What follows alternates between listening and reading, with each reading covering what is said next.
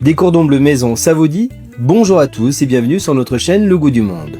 Aujourd'hui on va préparer un grand classique que tout le monde adore, le cordon bleu maison.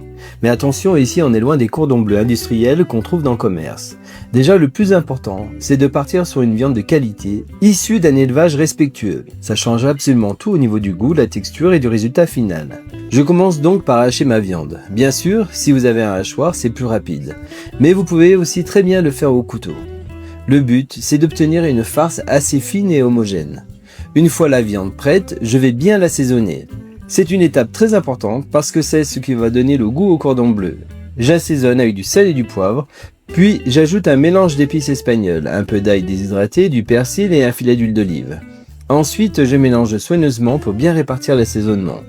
Et petit conseil, vous pouvez aussi ajouter un peu de parmesan râpé dans la farce. C'est vraiment excellent et ça apporte encore plus de gourmandise. Pour le fromage, aujourd'hui j'ai choisi du comté. J'adore son goût et je trouve qu'il fonctionne parfaitement dans un cordon bleu. Mais si vous préférez une texture plus coulante et plus crémeuse, vous pouvez aussi utiliser un fromage plus fondant. Maintenant, on passe au montage. J'étale un morceau de film alimentaire sur le plan de travail, avec un léger voile de farine. Je dépose une boule de viande, puis je l'aplatis pour former un disque assez fin. Je dépose ensuite une tranche de jambon, de dinde ou de porc, selon vos préférences, puis le morceau de fromage. Et maintenant, il ne reste plus qu'à replier délicatement à l'aide du film alimentaire pour former un demi-cercle. J'appuie légèrement sur les bords pour bien souder l'ensemble, puis je réserve le tout sur une plaque avant la panure.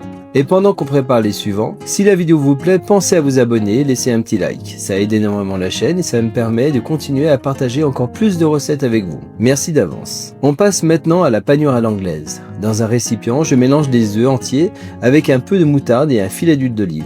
La moutarde n'est pas obligatoire mais elle apporte vraiment un petit goût en plus. Dans la chapelure, j'ajoute également quelques épices pour renforcer les saveurs. Ensuite, on panne les cordons bleus. D'abord dans la farine, en retirant bien l'excédent, puis dans les œufs battus, et enfin dans la chapelure. Je presse légèrement pour que la panure adhère bien partout. À ce stade, vous pouvez les cuire immédiatement, les conserver au frais ou même les congeler pour plus tard. D'ailleurs, ce qui est vraiment pratique, c'est d'en préparer une bonne quantité d'un coup, et de congeler ceux que vous ne mangez pas tout de suite. Ça permet d'avoir toujours quelques cordons bleus maison en stock au congélateur. Au final, ça vaut largement le coup de passer un peu plus de temps en cuisine une journée, puis d'être tranquille pour plusieurs repas. Pour la cuisson, je les fais dorer dans une huile bien chaude. On les retourne régulièrement pour obtenir une belle coloration uniforme. Vous pouvez aussi terminer la cuisson au four si vous préférez. Une fois cuit, je les débarrasse sur une grille ou un papier absorbant pour retirer l'excédent d'huile.